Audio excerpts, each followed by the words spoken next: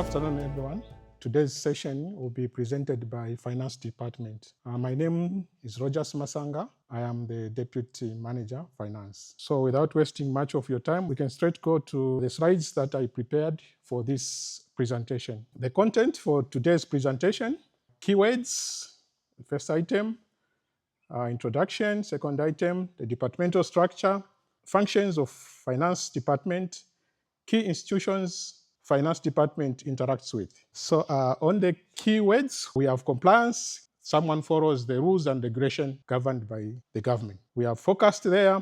Forecast refers to the prediction of future. Then there we have also analysis, which refers to the evaluation of data. Then we have transaction. Transaction, it's actually an agreement between the seller and the buyer. Then we have a ledger. A ledger, it's just a record where all business transactions are recorded. We have payables. Payables actually refers to an obligation to make a payment. We've got receivable. Receivable is a right to receive a payment from a customer or from government institutions. We've got the risk. Risk actually refers to the risk of having a negative impact on our numbers in case of finance. Then we've got a charge. A charge actually is a price. That's the same as a price. Then we've got a statement. Statement is actually a record where business transactions are recorded. We've got a strategy. Strategy is a long-term plan for an institution. Then we've got revenue. Revenue, the other word is income. Then we have got income there, which is the revenue. Then we've got tax. Tax, this is an obligation of an employee or an institution to the government. Mitigation. Mitigation refers to where procedures are put in place to overcome or to avoid the risks. Then voluntarity. Voluntarity actually refers to the process of rapid changing of things. Then we've got supplies. Supplies, actually, these can be goods or services. That's a departmental structure. We've got the manager there. Below, we've got the deputy manager. Below the deputy manager, we've got the senior accountants. Below that, we have got the accountants. What is the responsibility of Finance Department? Finance Department is responsible for managing the company's money, overseeing budgeting, financial planning, cash flow, reporting, risk management to ensure financial health, support strategic business decisions, and maintain compliance by handling everything from daily transaction to long-term investments, forecast future trends as well. We provide the vital data for management to make informed decisions, ensuring the company has funds for operations and for growth. Core functions of Finance Department: financial planning and analysis, accounting and reporting, treasury and cash management, risk management, strategic support, compliance and control. Financial planning, budgeting and analysis. Budgeting and forecasting. This involves creating budgets, predicting future financial performance, and setting financial goals. This process helps to translate company's strategic goals into a detailed, actionable financial plan, ensuring resources are allocated efficiently, expenditures are controlled, financial health is maintained. Financial analysis. What do we do under financial analysis? So we interpret data, analyze trend, and provide insight to guide company business strategy. Accounting and reporting. Record keeping, managing all financial transactions, ledgers, accounts payable, accounts receivable. This means collecting payments from our customers. External reporting. External reporting is actually regulated. So these are formal regulated financial statements provided to vendors, to investors, creditors, and tax authorities. These statements are prepared in accordance with the International Financial Reporting Standards, IFRIX. So these statements comprises income statement, statement of financial position, statement of cash flow. So mainly internal reporting for the purpose of decision making, treasury and cash management. So under cash flow management, we actually track the cash inflow, the cash that is coming in the company, and the cash outflows, meaning the cash that is going outside the company, to ensure sufficient liquidity for daily operation. We've got cash flow that comes from operations. This is money that flows in and out of the company from normal operations through revenue and also operating costs, the money that we pay to our contractors and our suppliers as well as the employees. So we've got also cash that comes from investment activities. So cash from financing activities, this is money that enters or leaves the company through financing schemes such as loans, dividends. What do we do as finance department to support strategy of the company? So decision making, we partner with other departments to validate strategies and optimize resource allocation. Investment analysis, we evaluate potential investments by comparing costs, risks, and returns, compliance and control. We ensure adherence to financial regulations, tax laws, and internal controls. In essence, the finance department acts as the financial backbone, providing stability and data-driven guidance for a company's survival and growth. Risk management.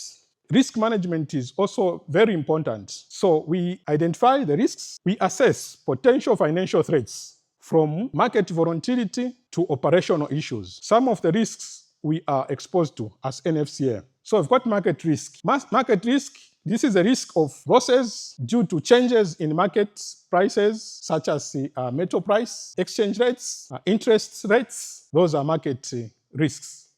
Liquidity risks. Liquidity risk, this is a risk of not having enough cash to meet short-term financial obligations. Compliance risk. Compliance risk is the risk of penalties from failing to adhere to laws and regulations of the country. Operational risk. This is the risk of losses resulting from inadequate internal controls, systems, or human error. So these risks, they also need to be mitigated. We develop plans to reduce or eliminate these risks. Taxes is very, very, very important. Every country in the world needs revenue, needs money to develop health, education, social services, roads, and wide range of other facilities to its citizens. One of the ways the government mobilizes revenue is through taxation. Finance department is responsible for ensuring that the company is compliant in all its tax obligations by accurately declaring income, timely filing of returns, and paying taxes on time. The following are the tax types that NFCA is liable for. So as NFCA, we are liable for income tax. This is more like the corporate income tax. We have mineral royalty tax, we have withholding tax, we have pay as you earn, which is paid by us, value added tax, VAT, property transfer tax, rental tax. What is corporate income tax? Corporate income tax is a direct tax levied by a government on net income or profit of a company. The rate of tax for mining companies is at 30%. Provisional income tax. Under the Income Tax Act, a company is required to make advance payments in the course of the tax year on account of their estimated tax liabilities based on the estimated profits for the year. The estimated tax liabilities is referred to as the provisional income tax. The provisional income tax is divided into 4 equal parts. Provisional tax is due and payable on the following dates in the charge year. So the first quarter, the provisional tax is due on the 31st March and payable on the 10th April. The second quarter is due on the 30th June. The third quarter is due on the 30th September. The fourth quarter is due on the 31st December and payable by 10th January. So us as finance department, these are very important dates to us, because if you miss this date, then you are liable for penalties. The final income tax return, accompanied by the company's audited financial statements, should be submitted by 21st of June following the year under review. The amount of tax payable or repayable shall be the difference between the final tax amount less the total provisional tax paid. What is mineral royalty tax? Mineral royalty tax is a payment paid as consideration for the extraction of minerals from the Republic of Zambia. Mineral royalty tax is calculated based on the gross metal sales in a month and is due and payable on the 14th of the following month. So we've got the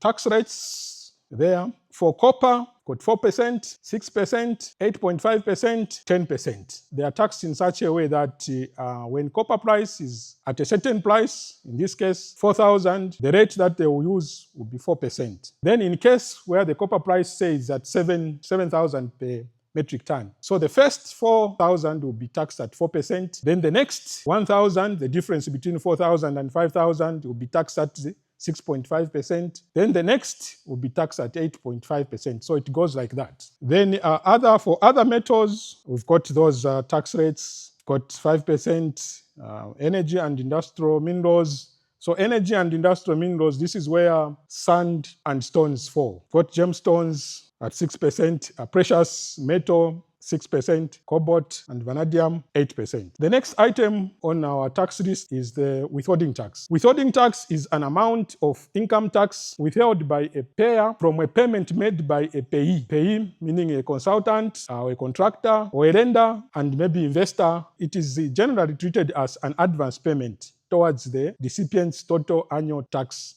liability. So there are two rates under withholding tax. We've got 20% for non-residents and 15% for residents. Income that attracts withholding tax are as follows: interest earned on investment, royalties, commissions, management and consultants fees. Dividends paid by non-mining companies. Withholding tax is due and payable on the 14th of the following month. Pay as you earn.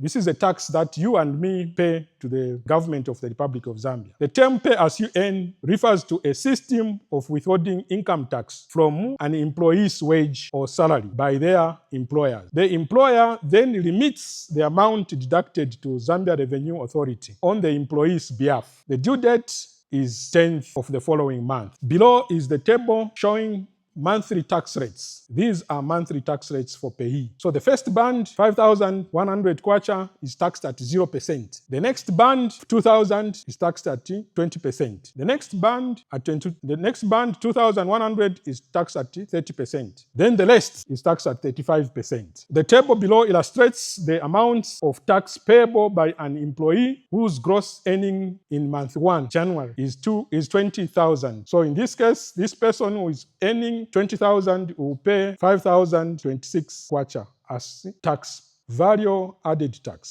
So value added tax is generally consumption tax levied on the value added to goods and services at each stage of production and distribution chain. It is an indirect tax because the final consumer ultimately bears the tax burden, while business acts as the tax collectors, remitting the collected tax to the government.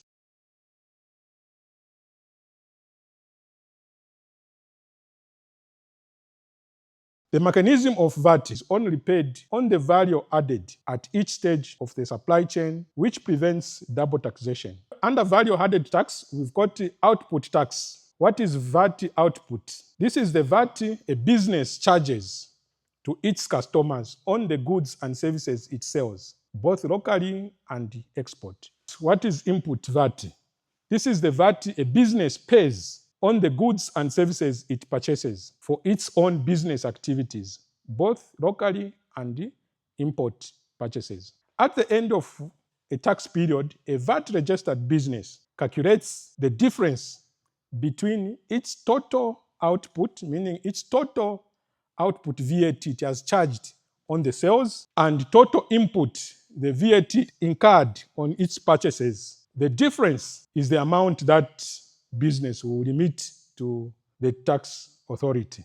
If output tax exceeds input tax, meaning if our VAT on our sales is more than the VAT on our input, the business pays the difference to the authority. If our input tax exceeds output tax, meaning if our input tax from our purchases are more than the output tax, the business is due for a refund from the authority. Now, in case of us, NFCA, what happens is that we export copper. On the export, there is no VAT charged. VAT is at 0% on all exports. So meaning all our inputs, the VAT on our inputs will be claimable. So NFCA, we are always in a refundable position, meaning our output, since we export, there is no VAT on export. So our inputs are always more than the output. Hence, the VAT refunds. The following are the value-added tax rates. We have standard rated at 16%. This is the standard. Then we have zero rated. That was just from talking about the export, which are zero rated. And then we have exempt, meaning there is no VAT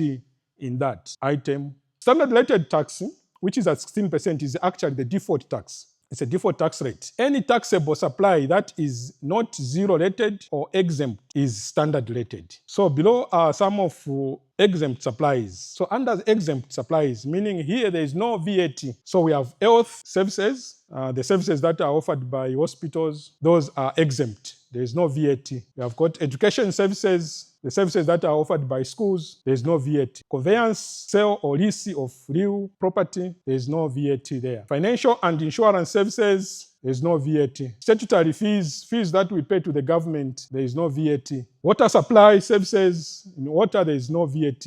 Water supply, and not the bottled water. Funeral services, there is no VAT. Treated and untreated mosquito nets, no VAT. Then we also have the zero-rated supplies, meaning VAT is there, but actually it is at 0%. So we have agricultural supplies and products, medical supplies and drugs, meaning medical supplies can be equipment, medical equipment, and drugs. Educational material, books, export of goods and services, energy-saving appliances, machinery and equipment. The first aid that we buy, the VAT is at 0%.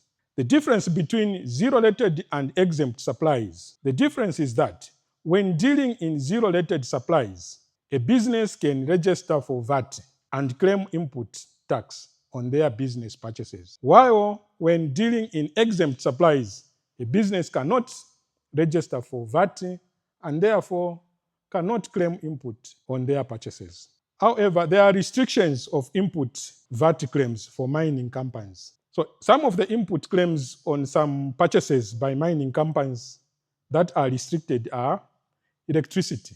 The electricity that we get from CEC, the VAT that is charged on our electricity consumption, we cannot claim all the VAT that is charged on it. We can only claim 80%, meaning 20% we leave it to the government. Diesel, we claim 70% of the input that is charged on our diesel invoices. For petrol, you don't claim anything. For petrol, you cannot claim VAT on petrol.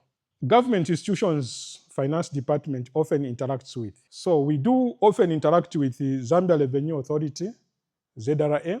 Zambia Revenue Authority is a government institution responsible for assessing, charging, collection of revenue on behalf of the government of the Republic of Zambia. NFCA is among the large taxpayers and therefore a very important strategic partner to ZRA. The other institution that we do interact with is the Bank of Zambia. Bank of Zambia is a government institution. It is Zambia's central bank responsible for managing monetary policy, issuing currencies, supervising the financial system, and ensuring financial stability to promote economic development. So I thank you.